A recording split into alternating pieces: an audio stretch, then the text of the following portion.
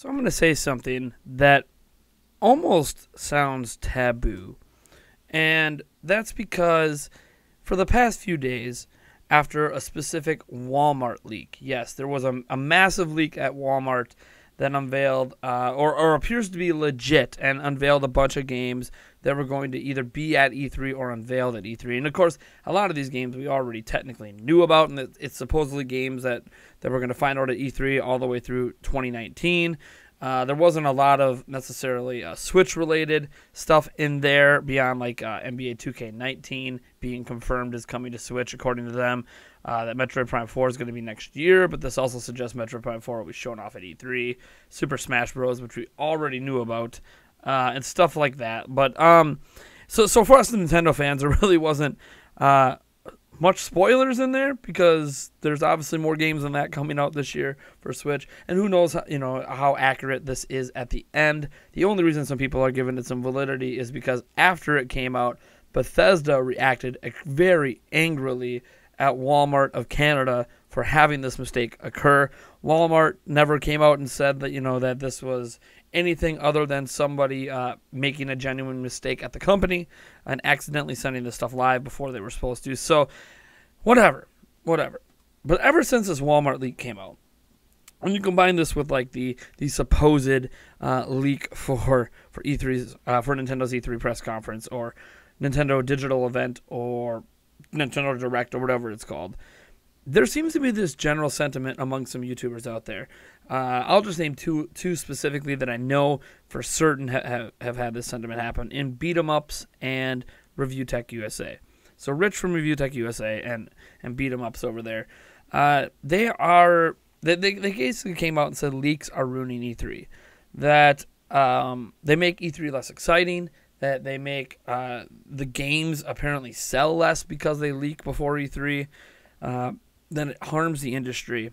And I am not going to go that far.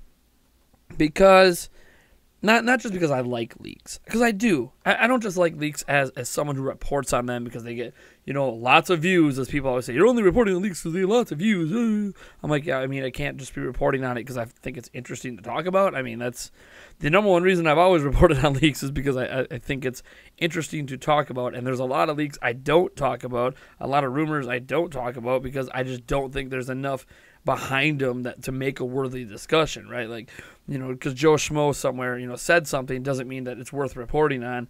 Only really as we get closer to finding out if something's going to be true or not, do I really even think it's worth a discussion. And even then, I need to be a little bit more trustworthy. The E3 leaks for Nintendo's press conference or whatever is probably the furthest on the fringe I've gone at the Nintendo Prime, at least in terms of reporting leaks, because I'm just taking a random forum post, a random thing off 4chan. But the thing is I did that because I felt it was interesting to talk about. And I don't think that this actually ruins E3. I understand if it ruins E3 for you, and I get that some people love the absolute, utter surprise of reveal. As an example, Beyond Good and Evil 2 being unveiled at E3 last year. There was some speculation that it might be unveiled, but there wasn't really any rumor saying it is absolutely coming, and there definitely wasn't like a Walmart leak where we knew it was coming, right? Like this Walmart leak feels like now we know about a bunch of games for Xbox and for PlayStation and from Ubisoft and all this stuff. It feels like we know a bunch of stuff, or from Bethesda. And I understand maybe the surprise being a little ruined. But that's never impacted E3 for me. Because, to me, when I watch E3, it's not really about the surprises. Who doesn't love a good surprise announcement, right? Who didn't like at the one Nintendo Direct when they announced Smash Bros? Like, who doesn't like surprises? But the impact of E3 is not lessened to me because a leak like this Walmart thing happened, or even if that leak from that forum post ends up being correct for Nintendo, that's not ruining E3 for me, because I don't watch E3 necessarily for the shock factor of a new announcement. Like, you could tell me a game's going to be made, and that doesn't make me excited for that game. What makes me excited for it is when we see the game. And I'll give you an example, because Beatemups especially said that like this impacts the sales of games. And it's really weird to say that, because as an example, this wasn't even a leak. but we knew at E3 2016 that it was going to only be about Breath of the Wild. Nintendo made that very clear. And I realized at Nintendo Treehouse they did cover some other things, but it was essentially primarily about Breath of the Wild that year. And we knew about Breath of the Wild beforehand. It had been technically teased before, back in 2014 and stuff like that, both at E3 and at the Game Awards. So when we saw it again in 2016, we knew about the game already. We didn't know the title of it at the time. We just knew it was, The Legend of Zelda for Wii U and obviously Switch at that point. But we didn't know much about the game, right? And we actually saw part of it. We still didn't know that much. And then when that happened at E3, when Breath of the Wild landed on E3 in 2016, it became the most talked about game at the entire event. And the game has gone on to become the best-selling Zelda game of all time. Now, I realize we're talking about an extremely popular franchise as it is, a franchise that always moves, 4 million or more on home consoles, or at least home console style Zelda games. The top-down games, they sometimes dip down to a couple million, especially if they're more experimental types like Triforce Heroes. But the more traditional home console type games, and I don't want to say more traditional, top-downs obviously where the series started. That's traditional as well. But I think you hear what I'm saying. Like, obviously that can be an exception to the rule. But I've never seen a game sell less because it was leaked or unveiled or somehow teased before E3. Whether it's from some Joe Schmo throwing it up on Twitter or whether it's like Nintendo last year who teased Metroid Prime 4. Like, I don't think that negatively impacts sales because when I watch E3, it's not just about the announcements. It's about seeing these games for potentially the first time. And even if we've seen a game before, maybe seeing it in a brand new light. And that's what E3 is about to me. It's about seeing the games. It's about people going hands-on with the games. And like a lot of the excitement for Breath of the Wild wasn't just what was shown at the Nintendo Digital event. It was what people were saying about the game from the show floor. And that's what E3 really provides. Yes, in the past, it was always about the surprises at the press conferences. And, before the internet really blew up, back at E3 during the 90s, it was less about the impressions of people who went hands-on, just more about the spectacle of it all.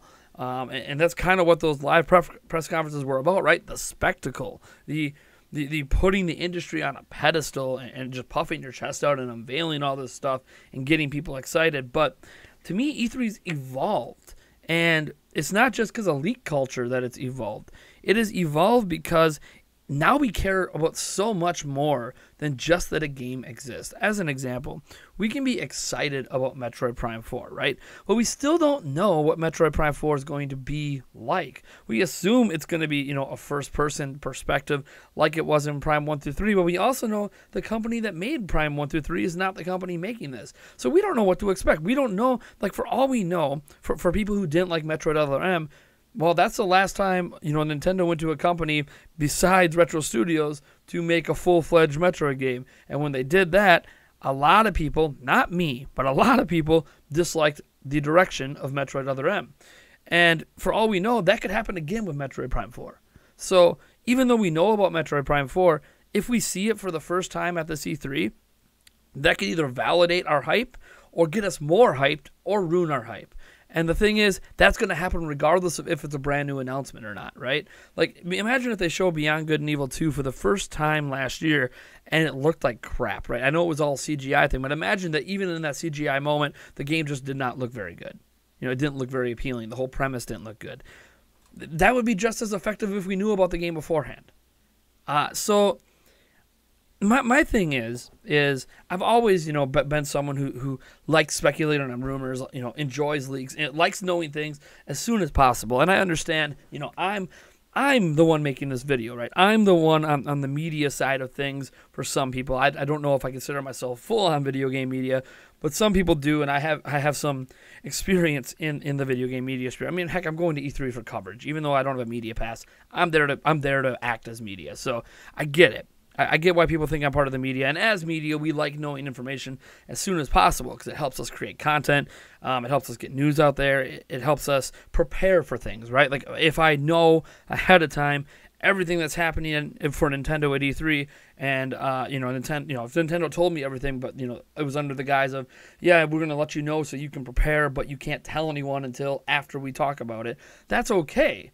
because I'm a media. I want to prepare how should I approach the booth, how should I be attacking, which demos to go to first, can I get some exclusive behind the scenes, like can I set up a booth tour and play these games during that booth tour so I can focus on playing these other games on the show floor or whatever. Like, as media, there's a reason to want to know all this stuff as early as possible. But even as a fan, like, I enjoy knowing this stuff beforehand. It doesn't lessen the impact of the reveals to me. And I understand from a game developer perspective, it can be a little annoying. You work years on something, and then, you want it unveiled as a surprise in a certain way to drive hype. But I've never seen hype killed at E3 because we knew about a game beforehand. And last year was a prime example. Do you guys remember when Mario plus Rabbids Kingdom Battle essentially leaked like 2 days before E3, right? We had the full primary art image come up. It was we knew it was a tactical RPG of types. We didn't necessarily know how close to XCOM it was, but we knew a lot of information. We had the game confirmed, right? Like, that was the big thing. Speculated and rumored for a while, now completely leaked. We know this is a thing. Mario plus Rabbids Kingdom Battle is real. We knew about it before it was ever announced by the company. But here's the thing. When the unveiling happened, the official unveiling at Ubisoft's press conference, were you less hyped because you knew about it beforehand? Like, if we see, let's say Pokemon has been speculated and rumored to be potentially being unveiled at E3 for a while. Is the unveiling of Pokemon at E3 ruined for you because of leaks and rumors and speculation that it's going to be there? Just like if it was coming out in 2018, is that unveiling ruined for you because you know that? I mean, because I know a game exists doesn't mean the unveiling of it is not important. It doesn't mean that the unveiling of it isn't about building hype. And I feel like there's almost a disconnect between how I view things and then how I think E3 used to be. We're pre-social media era, pre-leak culture. A lot of people did view E3 as like the primary reason to pay attention to E3 is for the surprise announcements, right? Who cares about what's shown? We care that it's announced. As an example, I saw some people upset that the Final Fantasy VII remake was listed on here. I'm like, that's not a new announcement. Even if it's listed for 2019, this isn't a new announcement. The Final Fantasy VII remake was announced at Sony's press conference years ago. Like, this isn't new. So, like, how is that a leak? The only leak on here that I've seen that some people could potentially be really upset about is things like Rage 2, right? I think that's where some of the Bethesda, getting angry about stuff comes from, is that no one expected a Rage 2 to happen. And now if that's something that got spoiled, I can see where that ruins some surprise, but it's not going to ruin the unveiling of it, right? When they show that game, it's either going to show really, really well, impress everyone, and light Twitter on fire, or it's going to show like crap, make people upset, and then wish they never came into existence at all. So, like, it doesn't matter that we know about it beforehand. It doesn't lessen the impact of what that unveiling means. If anything, it puts more pressure for you to have a good unveiling because now people are expecting it. So now that puts expectations on what you're doing. So I can see how maybe that's a negative for some developers and publishers out there, that now you're expected to deliver this content, and now people are going to be like, oh, man, speculate on what it should be, how are we going to meet those expectations, where maybe you would have less of that heading in if people just didn't even know the game existed. But I think there's a disconnect because E3 used to be about the big unveilings. It used to be about you found out everything in the industry was happening for the next year or two at E3. But that hasn't been true for such a long time. It's not just Nintendo with their Nintendo Directs. The PlayStation 4 and Xbox One weren't even unveiled at E3, right? They had separate events before E3 to unveil new systems, and that used to be like the biggest, most hype thing. We gave you DS, a new Game Boy, and new games to play on them.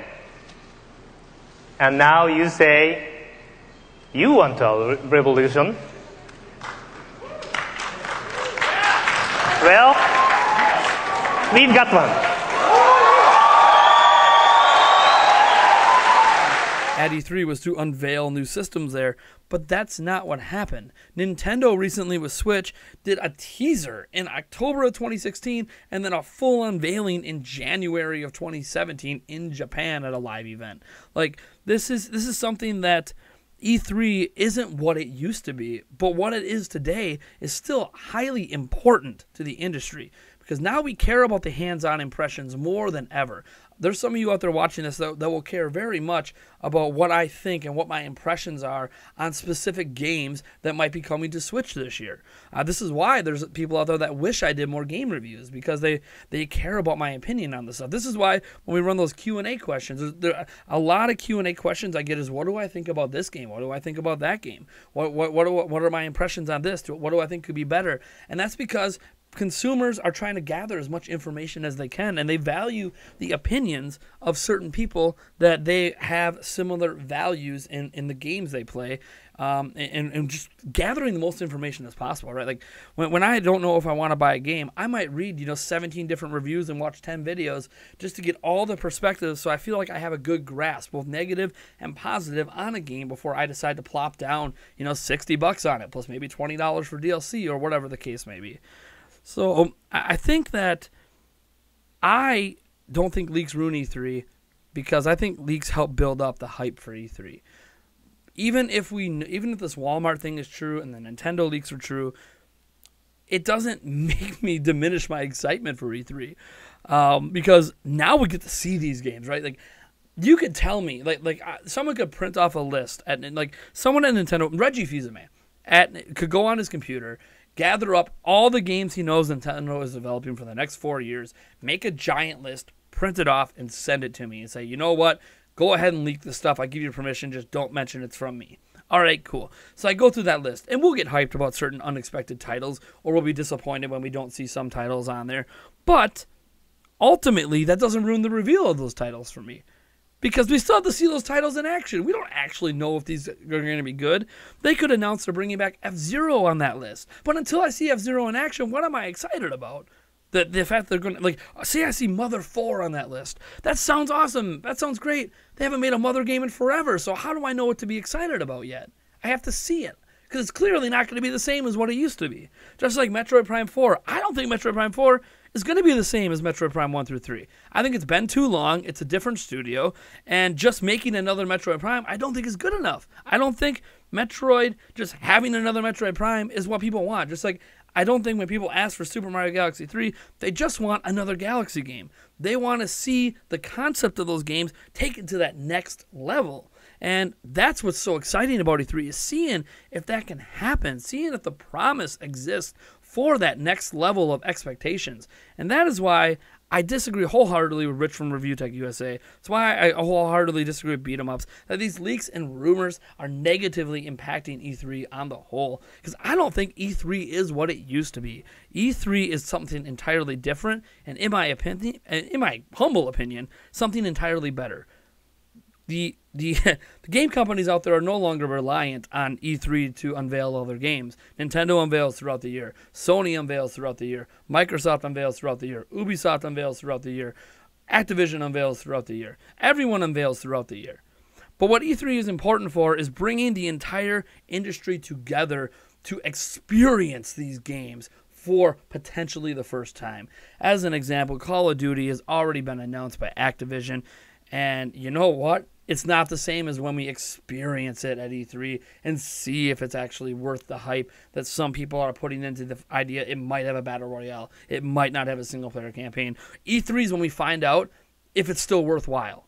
So that's why I feel like we are okay as an industry when it comes to leaks, when it comes to rumors. I get if you used to watch E3 or still do for the surprise announcements, why this stuff might be disappointing. But I think we just need to reshape our minds on what E3 is supposed to be.